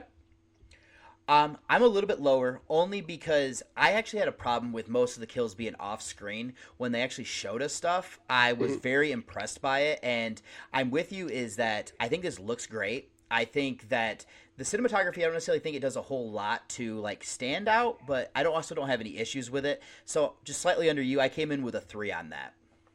Okay, so we're pretty close. Yeah. I think I had a couple shots they did that I liked a little bit. That's fair. So, like for some reason, I really liked how they did that elevator shot. For some reason. Yeah, that was a good one. Because I know she's not really on the elevator. I couldn't think about how they were doing that. So Right. I kept thinking to myself, how are they doing this shot? Because I know she's not really being pulled up by an elevator. Unless this is like in a controlled, like, small remade elevator or something. You know what I mean? Like, Yeah. I kept thinking that. But, okay, let's go to music. It's going to be next. I'm probably going to be, because there were some actual songs in this, right? Yeah. Yep. But, you know what I thought was weird? What's that? There's a couple, the crowd at this place, because there's a couple moments where like they're playing this slow song, for example, Yeah. and the crowd, everybody seems, that was confusing me because how the crowd was moving, and then they cut to the mental ward, and everybody in the mental ward is doing the same thing. Same thing, yeah. And I was like, wait a minute, are we saying something, or is this just a weird cut? Well, that's yeah. that they're zombies just like them. I don't know what we're saying, but yeah, I'm gonna give it just because it wasn't bad, but it you know what, the New Year's Evil song that was okay. Yeah. I'm thinking about that now. That's actually a song made for the movie, so that's okay. I'm gonna give it a 3. It didn't move me, but it wasn't bad. Yeah, we're dead on here. Is that I don't really care for any of like the songs. Like not when I say that, like I'm not gonna listen to them outside of this movie. I think it fits for the most part, especially like all these new wave like rock groups, whatever they are. They fit. Yeah. Those all are perfect there. I was gonna come in at a 2.5, but because I am a sucker for theme songs that actually use the name of the movie in it, that I bumped it up to a 3. So like there's that nostalgia 80s part of me that just loves that. That's the same. I was at 2.5, and that song is the one thing that moved it up because I love that too. Because that's something that feels so authentically in the 80s to me, like late 70s, early 80s. Absolutely. Maybe, that I love when movies do that. I love a theme. I mean, I love a soundtrack that's the movie. They're talking about the movie in the soundtrack. And I like Karate Kid and stuff like where they're talking about stuff in the movie. I don't know. I don't know how to explain it. Bloodsport is like not a great movie, but the soundtrack is talking about, you know what I'm saying? Like when the soundtrack helps the movie along. Yeah. So, but yeah, that helped with that opening scene because that made the opening scene pretty cool. I think. I agreed. The moment that I said that, I just started smiling. Yeah, for sure. Okay, so let's jump into the plot. You know what? I actually thought the idea was not that bad, but we kind of talked about. I feel like they really should have fleshed out Richard's character a little more because I really think like just a few. It's always like just a couple scenes they need to add just to give us some background. We could have started it with him as a kid and see his mom, walking out on him or doing something horrible to him, and for no context, just to have that scene to tie that. Like I wanted to know more about him because what they get to at the end. It's cool, but I feel like there's a whole thing about him that should have been seeing the mom. Mm-hmm. The mom, I feel like her parts could have been cut because it's just her backstage saying, "Oh no, oh no." That's Let's get a scene of Richard. We don't really she didn't really add a lot, so we don't really need a ton of her saying the same thing over and over again. Just Agreed. get some. That did get repetitive. I wanted to see more like the relationship between her, Richard, and the son.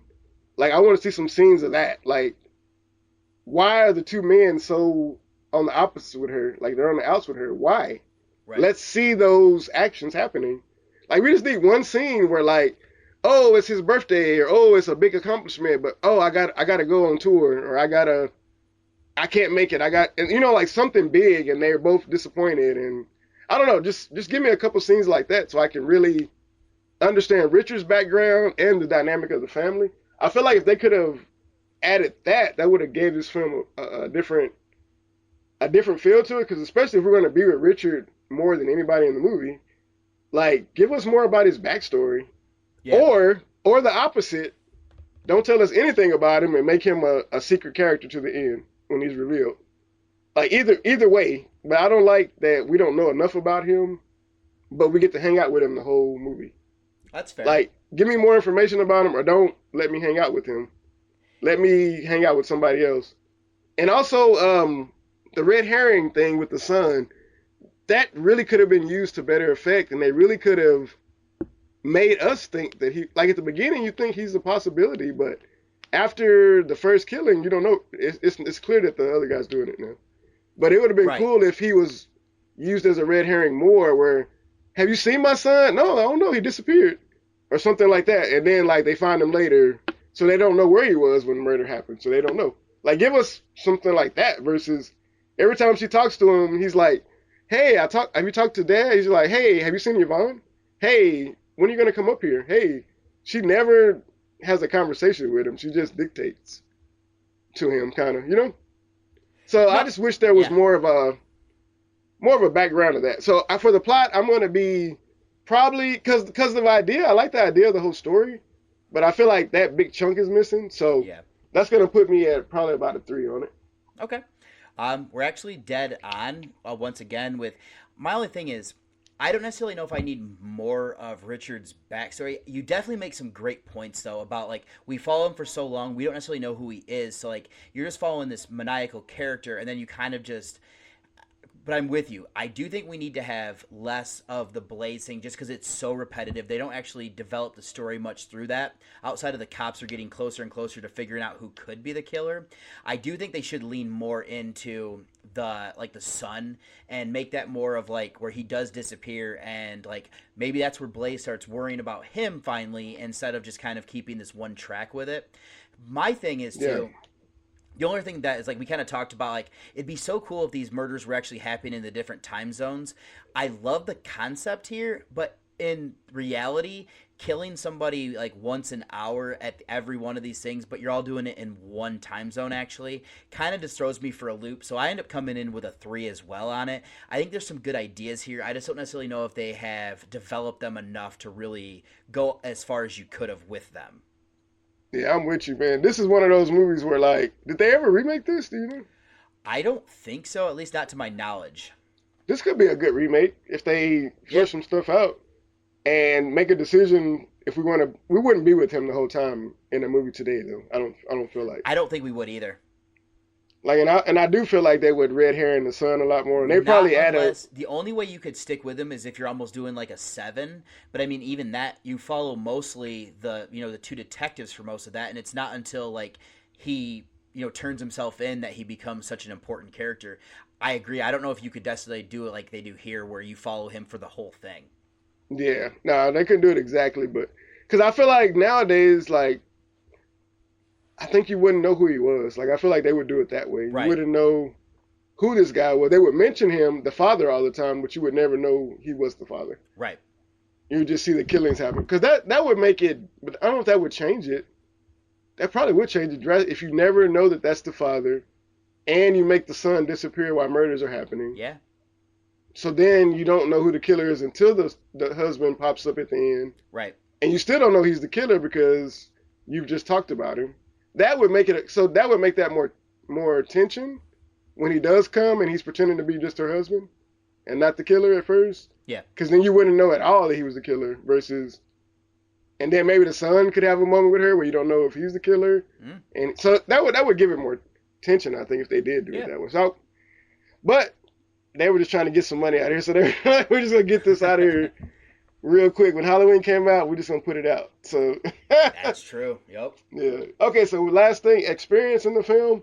It wasn't a bad film at all. I mean, it was good enough to watch. Like I said, it helped having a clean print for sure, because it made it. I didn't get like lost in the dirt and stuff of it. Right. And the thing with Richard, man, there was comedy elements there that I was laughing some points. I was enjoying him with all the costume changes and stuff. Like I thought that was really crazy that he would go to that much. And even his plan to put her on the elevator, I'm like, that's actually a good plan. Like, I don't know. Yeah, for sure. Because how fast would you find the body? I don't know. I mean, who cleaned? I don't know who maintains elevators. So I don't know that it's internal. I feel like it's external. Somebody comes in. No? Yeah, I don't know when. So I don't know when you would smell it eventually, but I don't. Like, man, everybody will never like, man, this elevator stinks. Every time it's on the first floor, it smells bad down here. I don't know how long. Right. I feel like that's a. I mean, I'm not giving anybody any ideas out there, guys. So don't. This is a podcast. We're not promoting any of that, but that might not be a bad way to go in a movie. I don't think I've seen too many people die via being attached to the bottom of the elevator. Not to the bottom like this.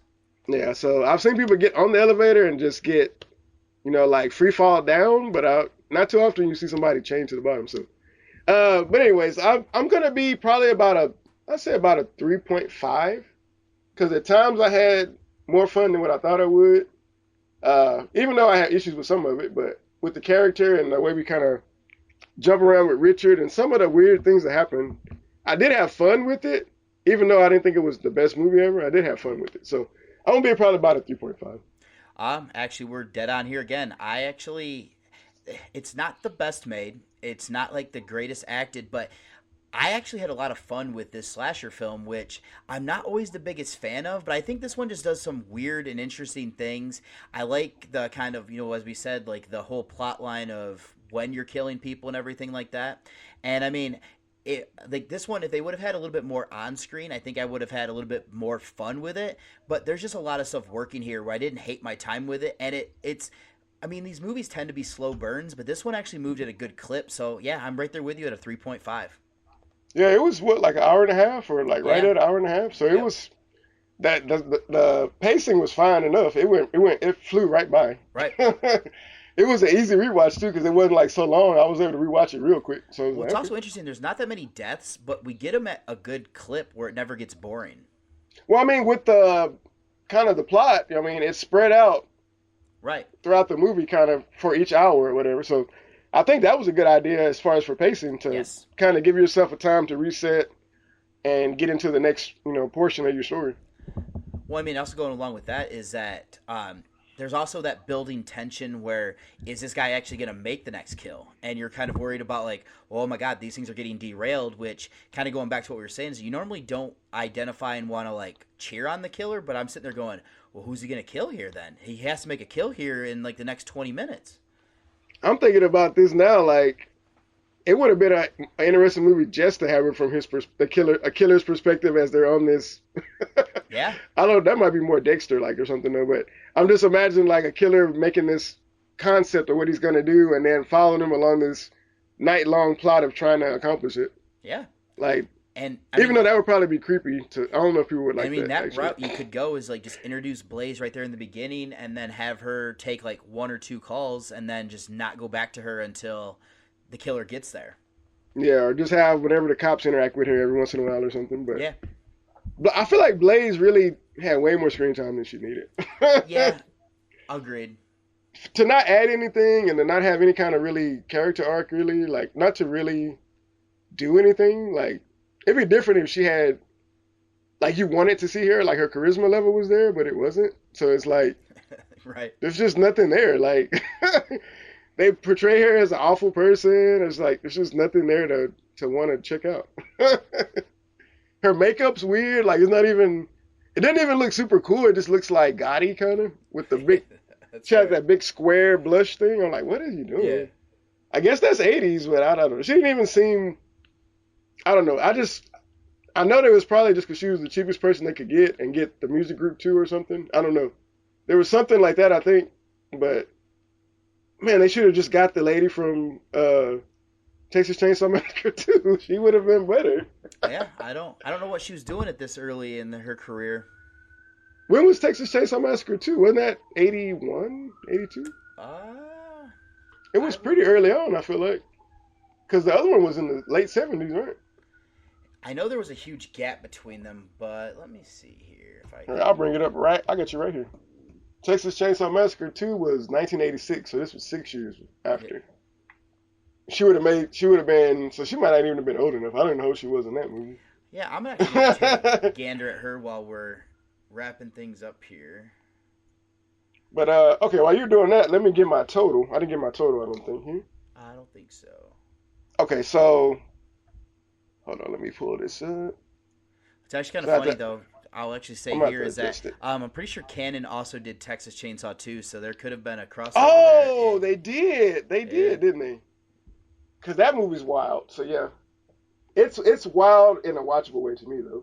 For sure. Because there's some crazy stuff. It's when they were giving Tobe Hooper just copious amounts of money to make movies, and he was just doing blow.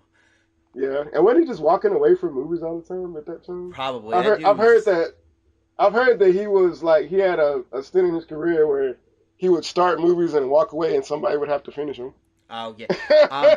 Interestingly enough, Carolyn Williams, her first acting role would have not been till 1985.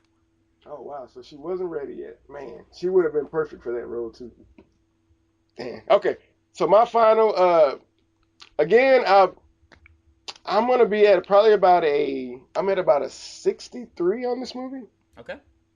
Percent. That's where I'm gonna be at. I could recommend it for people because I think it's a fun enough watch, but I can't say I'd recommend it like you're gonna love this movie. I could probably recommend it more like, if you're looking for just a fun little like holiday themed movie. Right. This is probably something you could check out. At least for Richard's portrayal, would be probably worth it to watch.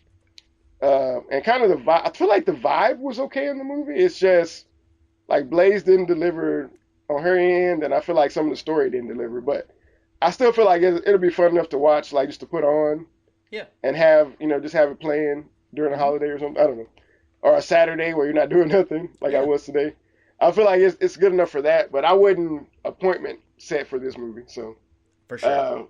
Yeah, I'm gonna be at a 63. We're pretty dead on here as well, because like I have this down as like a 6 out of 10, so that'd be right around like that 60% for me. Like it would probably either fluctuate, like a plus or minus, like around that area. So yeah, right there with you. So what do you think about what would be a good comparison for this movie? Like, what's something you think is on par with this movie? I actually think this would be an interesting one to pair up with actually Christmas Evil. They came out in the same year, I believe, and it would make for an interesting like holiday double feature, just because you would have like these are both kind of like weird character studies of like where your killer is not necessarily the norm, and just kind of how we follow that killer more than you would in movies like this. So, I always wonder, like, because you might have some insight on some of that kind of stuff, those comparison type deals. All right, and did you have any more final thoughts on this movie before we close it up? I don't think so. I think I kind of got everything out that I wanted to make sure that I said. Okay, and did you want to promote anything you had going forward? I have my podcast that comes out weekly now, where I just have, as of right now during this month, I use a randomizer to select from my long list of movies that I want to see. So that's what I've been doing here. And then as we come into February, I do half the month since it is not only a Black Appreciation Month, but it's also Women Appreciation Month. So half of it I will do either a woman director as the two of the features, or I'll do like woman-centric cast, and then the other one I like to do the same type of thing, Black director or a cast that is primarily of Black people. So those are the things that I like to do for February here coming up. All right. And I do have a new podcast that will be starting out in February. Okay. So hopefully we'll have 2 or 3 episodes to drop in February, but we'll see. Because like I said, that's going to be based on her schedule. So it might be kind of a slow build as we're going into that show, but it's going to be in February also when that releases, and it'll be that is actually a podcast it's called Blackwood, and it's kind of like the black cinema side of Hollywood. So we're going to cover mostly older movies, older black movies, and most of the movies we cover will be either starring a predominant black actor or starring mostly a black cast, or it would be directed by somebody of color, or also predominantly written or produced. We have like certain criteria before we'll do one. So it's gotta fit like two out of the three criteria for us to cover it. So, but it's gonna be a lot of older movies in black cinema. So anybody that's a fan of older black cinema, it'll be worth it to check out because we're gonna be covering all those kind of things. So, but that's pretty much it, man. Besides, I'll be updating when all my movies come to streaming. But besides that, that's really all I got coming, man. Well, then from my side over here, I am David Garrett Jr. from Journey with a Cinephile, a horror movie podcast, and I am signing off. And it's your main man, Jake, from Dark Mariachi Studios. And don't forget, Be one of us Come on a journey with a cinephile. Good evening, ladies and gentlemen. We are tonight's entertainment. Side quest. I think cinephiles are on this other end of the spectrum. But I think a cinephile is more of a student of cinema. A movie lover is going to be less discriminating. Side quest. Hey, some of this, Michael. Be one of us. Sometimes that is better. Every single fox you've seen one too many. No. Don't you blame the movie! Side quest. I said, I'm not gonna hurt you. I'm just gonna bash your brains. Okay. Show me. Side quest. The podcast. You opened it. We came. It's just a podcast. We'll review your movie from every angle. Side quest.